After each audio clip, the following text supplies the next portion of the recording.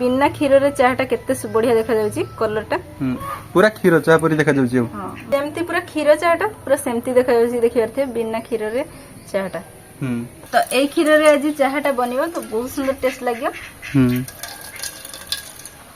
आ संगे संग देखिबारथे कलर बढ़िया रकम का गोटे चेंज हो गेला माने एटा देखि कि कहि पारेनी जे एटा माने बिना क्षीर रे बनाई छी। हां पूरा जेमती क्षीर चाह देखा जाय पूरा सेमती एटा देखा जाउची देखिबारथे। हां हेलो हाय नमस्कार सांग माने welcome to my new blog.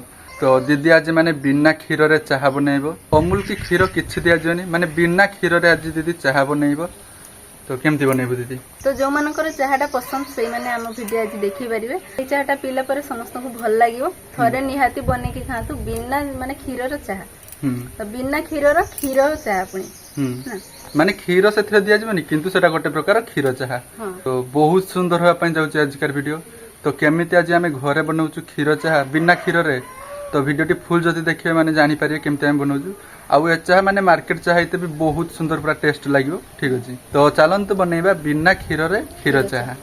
तो दीदी बिना क्षीर रे क्षीर चाह बनिया पई किस हिसाब को दरकार सामग्री? बिना क्षीर रे क्षीर चाह बनिया पई देखियो थे एठी मने नेची माने चाह पत्ती निहाती दरकार चीनी आउ मसलादार टिके बनिया पई मु टिके लवंग आउ अळेच लवंग आउ तेजपत्र नेनेची। हां तो क्षीरटा भी दरकार एथिरे माने क्षीर माने अमूल की क्षीर नहे किंतु हमको दरकार क्षीर। तो ए सब जिंस तो दरकार तो एगुडा को नेने छी। तो आ गोटे मेन जिंस दरकार हमको इदे देखि अर्थे मु एटी बादाम नेने छी माने एटा मु बटरी के नेने छी बादामटा माने गोटे घंटा पूर्व बतरा हैतला। हां पानी रे बतरी जाई छी भलो से बतरी छी आ किछिटा चुप्पा मु छोड़ दै छी बादाम। तो ए बादाम रे आज क्षीर चाहटा हबो। तो एटा भी बहुत सुंदर टेस्ट लगे आपण माने जदी थरे बने की खाइबे ताने बार बार माने बने की खाया पई इच्छा हो एटा जो माने को पसंद माने चाहटा पसंद जो माने तो जो माने को चाहटा पसंद तो तांकू एई चाहटा बहुत सुंदर लागियो। ठीक अछि माने बादाम रे भी बहुत सुंदर पूरा चाह हुए। ठीक अछि तो प्रथम थर आज दीदी घरे बनेबो माने बादाम रु चाह माने बादाम चाह। तो वीडियोटा बेसी लॉन्ग करियानी तो स्टार्ट करिया बादाम चाह। हां तो एथिरे मु किछिटा चुप्पा छोड़ी नेछि आउ जति अछि मु सब चुप्पा छोड़ी नेमी माने बादाम रो। तो बादाम टा को मु गोटे घंटा पूर्वरु माने भिजी की रखि दिथनी आउ एटा भलसे माने भिजी जाई छी भलसे माने नरम ही जाई छी। हां तो एना चुप्पा छोड़ी दबा। तो बादाम रो चाह बनेया पई हमकु फास्ट माने बादाम रो चुप्पाटा छोड़ैते हबो। ठीक अछि हां देना माने क्षीर परी पूरा व्हाइट कलर आसीबा क्षीरटा। हां माने क्षीर चा जेमती टेस्ट पूरा एटा आहुरी बहुत बढ़िया टेस्ट लागियो बादाम चाहटा। तो बादाम रे भी बहुत सुंदर चाह हुए। तो कथाटा सुनी गुटे केमती लागुथे माने बादाम रे चाह हुए कि हुएनी। तो बहुत सुंदर हबो। ठीक अछि तो फुल वीडियो देखंतु जानि पारिए माने केमती बनौछ हम बादाम रो चाह। हां तो फास्ट रे दीदी चुप्पाटा छोड़ै नउजी। तो बादाम रो चुप्पाटा रहिबनी जमा कारण एटा बाटीने बादाम चुप्पाटा भी ग्राइंडिंग हे जिवो जेमती क्षीर पूरा सेमती पूरा सफा दिसिबनी क्षीरटा टिके अपरिष्कार दिसे सेति पय मु चुप्पाटा छोड़ी देछि तने एटा पूरा क्षीर जेमती पूरा सेमती बादामटा बाटीने सेमती हे जिवो। तो एबे देखियो थे सब बादाम रो चुप्पाटा छोड़ी नेछि आ भलो भाबरे एटा धुई दिछि। तो एटा को एबे बाटीबा न पानी देबो न। तो हां पानी अल्प देकी बाटीबा। तो अल्प टिके पानी देकी एटा को बाटीबा। तो एबे देखि अर्थे भल से बादामटा बाटी दीजी। तो एटा को एबे छाकी दबा। तो एटा गोटे छाकनी सहाय्य रे भल भाबरे छाकी दबा।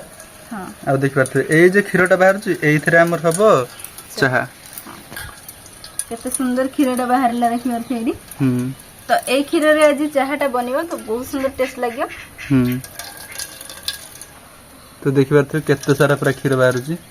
हां त भल से चुपड़ी चुपड़ी ने नबा। बादाम रो ए क्षीरटा हमकु दरकार। तो मु सब गुडा का छाकी नै छी। तो एबे चलंतु बनेबा चा।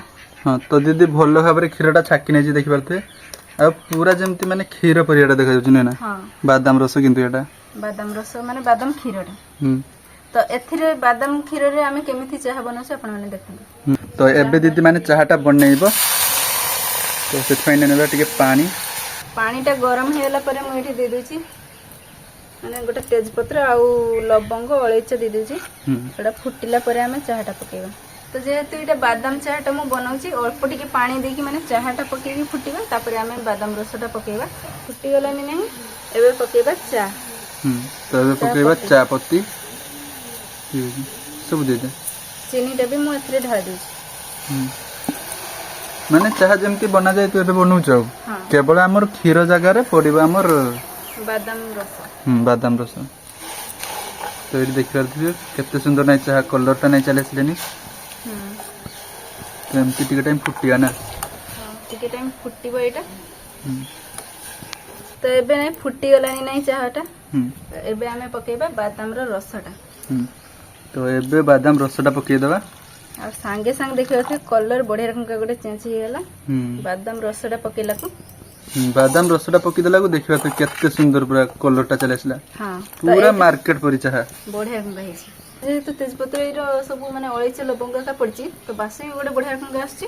ତ ଏଇଟା ଆଉ ଟିକେ ଫୁଟେଇବା।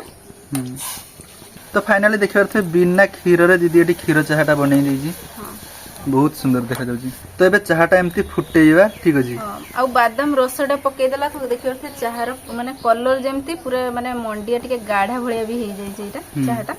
ଯେମିତି ମାନେ ମାର୍କେଟରୁ ମିଳେ ନା ଚାହା ପୁରା ସେମିତି ଦେଖାଯାଉଛି ଏଟା। ହଁ ମାର୍କେଟରେ ଯେମିତି କ୍ଷୀର ଚାହାଟା ମିଳେ ହୁଁ ପୁରା ସେମିତି ଦେଖାଯାଉଛି।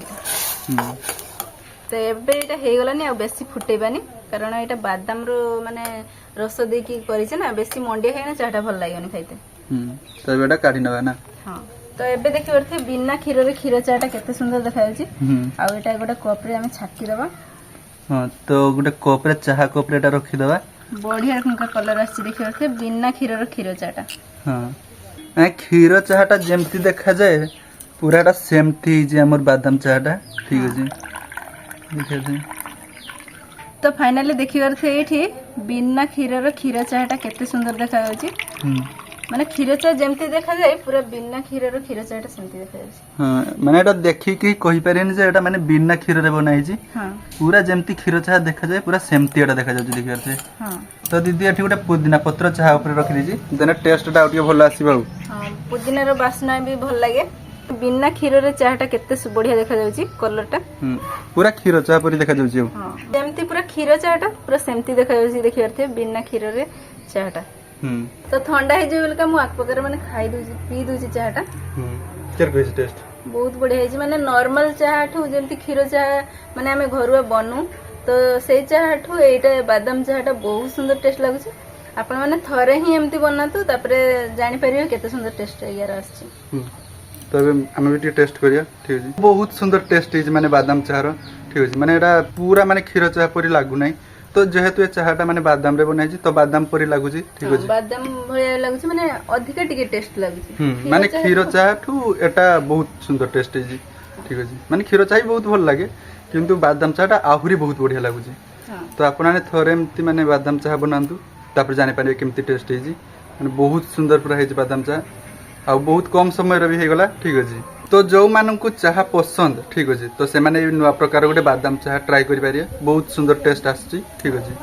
ତ ନର୍ମାଲ କ୍ଷୀର ଚାହା ତ ସବୁଦିନ ପିଅନ୍ତି ତ ଥରେ ଏମିତି ମାନେ ବାଦାମ ଚାହା ବନାନ୍ତୁ ବହୁତ ବଢିଆ ଟେଷ୍ଟ ଲାଗିବ। ତ ଥାଉ ଆଜିକାର ଭିଡିଓ ଏତିକି ଥିଲା। ଆପଣ ମାନେ ଲାଇକ୍ କରନ୍ତୁ ଚ୍ୟାନେଲକୁ ଯଦି ନୂଆ ଆସିଥିବେ ତାହେଲେ ସବସ୍କ୍ରାଇବ କରନ୍ତୁ। ରହୁଛି ବାଏ।